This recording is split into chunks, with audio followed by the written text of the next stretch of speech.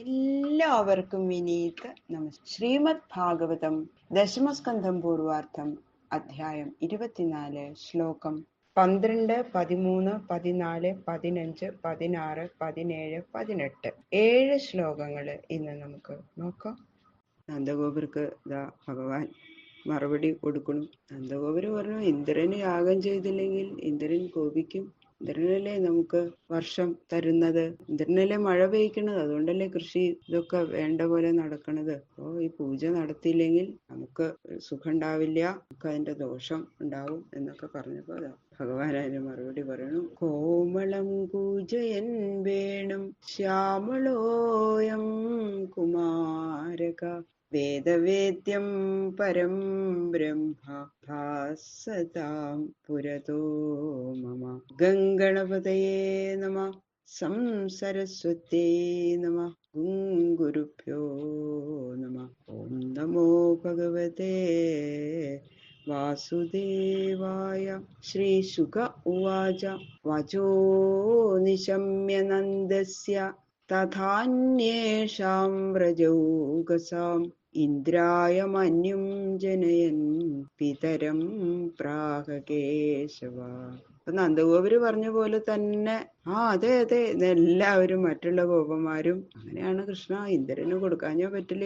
ഇന്ദ്രനാണേ നമുക്ക് മഴ തരണതേ, മേഘങ്ങളെ കൊണ്ട് മഴ പെയ്യിപ്പിക്കണത് ഇന്ദ്രനല്ലേ എന്നൊക്കെ അവരും ഒക്കെ ഇങ്ങനെ പറഞ്ഞപ്പോ ഭഗവാൻ ശ്രീകൃഷ്ണൻ ഇന്ദ്രനെ ഒന്ന് ദേഷ്യപ്പെടുത്തണം. അങ്ങനെ ആ ഇന്ദ്രന്റെ ഗർവമാകുന്ന പർവ്വതത്തിന്റെ മുകളിൽ നിന്ന് ഇന്ദ്രനെ താഴെ ഇറക്കണം എന്ന് കരുതിക്കൊണ്ട് തന്റെ പിതാവിനോട് പറഞ്ഞു. ശ്രീ ഭഗവാൻ ഉവാച കർമ്മണാ ജായതേ ജന്തു കർമ്മണൈവ ഹി ലീയതേ സുഖം ദുഃഖം ഭയം ക്ഷേമം കർമ്മണൈവാഭിപദ്യതേ.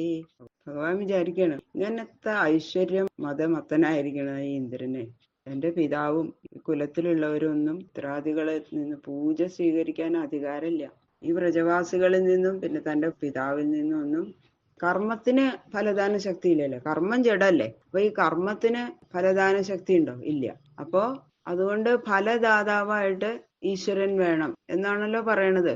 ആ അഭിപ്രായത്തെ നിരാകരിക്കുകയാണ് ഭഗവാൻ. കർമ്മം ചെയ്തത് കൊണ്ട് ഫലമില്ല, ദൈവം ഫലം തരണം എന്ന് വാദിക്കുന്നവര് കർമ്മം ചെയ്യാൻ സാമർഥ്യമില്ലാത്ത മടിയന്മാരാണ്, അതാ ഭഗവാൻ പറയണത്. എന്തുകൊണ്ടെന്നാൽ സ്വയം കർമ്മഫലത്തിന് കീഴടങ്ങാതെയും അന്യജീവന്മാര് ചെയ്യുന്ന കർമ്മങ്ങൾക്ക് ഫലം കൊടുക്കാൻ സമർത്ഥനായിരിക്കുന്ന ഈശ്വരൻ എന്ന് പറഞ്ഞിട്ട് ഒരാളുണ്ടെങ്കിൽ ഈശ്വരന് കർമ്മകർത്താവിന് മാത്രം ഫലം കൊടുക്കാൻ സാധിക്കുള്ളൂ. അപ്പൊ ഈ കർമ്മം ചെയ്യാത്ത ഒരാൾക്ക് ഫലം കൊടുക്കാൻ ഈശ്വരനും സമർത്ഥനല്ല എന്ന് പറയുന്നു. അതായത് ഫലം കൊടുക്കാൻ കർമ്മത്തിന് ശക്തിയില്ലെങ്കിൽ ഈശ്വരനും ശക്തിയില്ല എന്നാണ് ഭഗവാൻ പറയുന്നത്. കിമിന്ദ്രേണേഹ ഭൂതാനാം സ്വസ്വകർമാനുവർത്തിനാം അനീശേന അന്യഥാ കർത്തും സ്വഭാവവിഹിതം നൃണാം.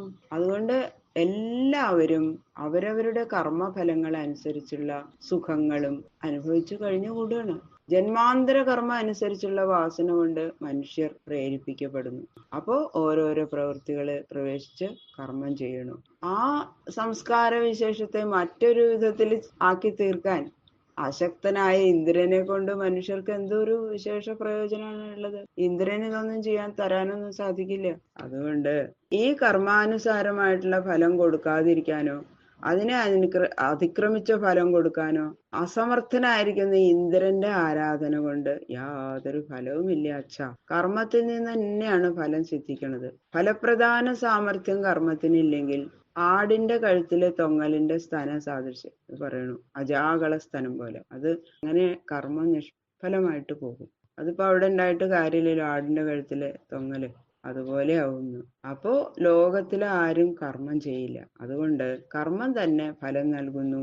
ദേവതയല്ല ഫലം നൽകുന്നത്, കർമ്മം തന്നെയാണ്. അപ്പൊ കർമ്മം ചെയ്യണമെങ്കിൽ ഉള്ളിലിരിക്കുന്ന ആ ദേവതയുടെ പ്രേരണ വേണമല്ലോ. അതുകൊണ്ട് ദേവതയുടെ ആരാധന വേണം. അത് നിഷ്പ്രയോജനാണെന്ന് ഞാൻ പറയില്ല, പറയാണ്.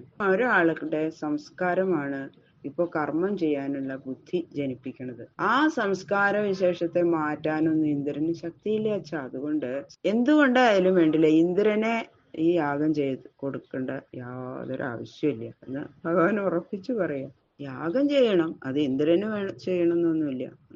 സ്വഭാവതന്ത്രോ ഹി ജന സ്വഭാവം അനുവർത്തതേ സ്വഭാവസ്ഥമിതം സർവം സദേവാസുരമാനുഷം. അന്തര്യാമിയായ ദേവതയല്ല, സ്വഭാവമാണ് ലോകത്തെ കൊണ്ട് നടത്തുന്നത് എന്നാണ് ഭഗവാൻ പറഞ്ഞതിന്റെ അർത്ഥം. അത് ഒന്നും കൂടി വിസ്തരിച്ച് പറയാണ് ഈ ശ്ലോകത്തില്. സർവപ്രാണികളും സ്വഭാവത്തിന് കീഴടങ്ങിയവരായതുകൊണ്ട് അവരവരുടെ സ്വഭാവത്തെ അനുസരിച്ച് നടക്കുന്നു. ദേവന്മാര്, അസുരന്മാര്, മനുഷ്യരുൾപ്പെടെയുള്ള സർവ്വലോക നിവാസികളും സ്വഭാവത്തിൽ നിന്ന് തെറ്റാതെ അതിന് കീഴടങ്ങി പ്രവർത്തിച്ചുകൊണ്ടിരിക്കുന്നു. അതുകൊണ്ട് സംസ്കാര നിമിത്തം പ്രാണിവർഗത്തിന് പ്രവൃത്തിയിൽ ഏർപ്പെടേണ്ടി വരുന്നു, അവരവരുടെ സ്വഭാവം അനുസരിച്ച്. അന്തര്യാമിക്ക്, ഇതിന്റെ ഉള്ളിലിരിക്കുന്ന ആൾക്ക് ഇതില് ഈശ്വരന് ഇതില് യാതൊരു അധികാരവും ഇല്ല. അവരവരുടെ സ്വഭാവം അനുസരിച്ചിട്ടാണ് ഓരോന്ന് ചെയ്യുക എന്ന് പറയും. ന കർത്തൃത്വം ന കർമാണി ലോകസ്യ സൃജതി പ്രഭു ന കർമ്മഫല സംയോഗം സ്വഭാവസ്തു പ്രവർത്തതേ എന്ന ആ ഗീതാവചനം അനുസരണം. അതാണ് ഇവിടെയും ഭഗവാൻ പറഞ്ഞിരിക്കുന്നത്.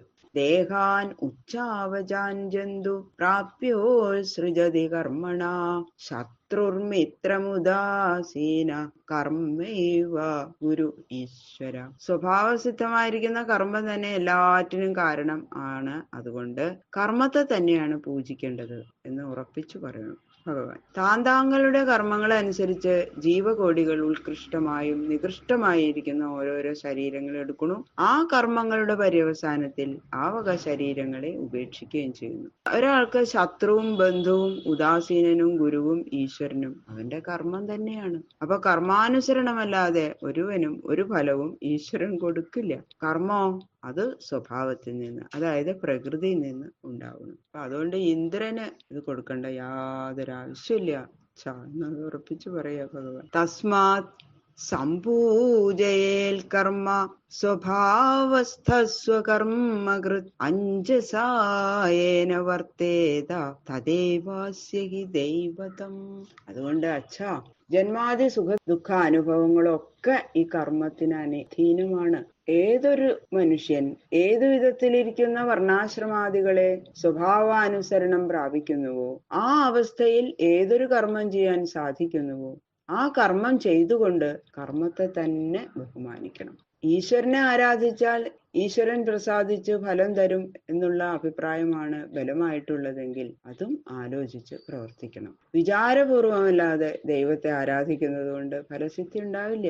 ഏതൊരു ദേവതാവിശേഷത്തിന്റെ സഹായത്താൽ ഒരുവൻ സുഖത്തോടെ ഉപജീവിക്കുന്നുവോ ആ ദേവതയാണ് അവന്റെ ദൈവം. ഇതാണ് ദേവതാ നിരൂപണത്തിൽ ഉപയോഗിക്കേണ്ടതായ ന്യായം. ഇതുവരെ കർമ്മവാദം ചെയ്തു, ഇപ്പോൾ ഭഗവാൻ ഹേതുവാദം ചെയ്യാണ്.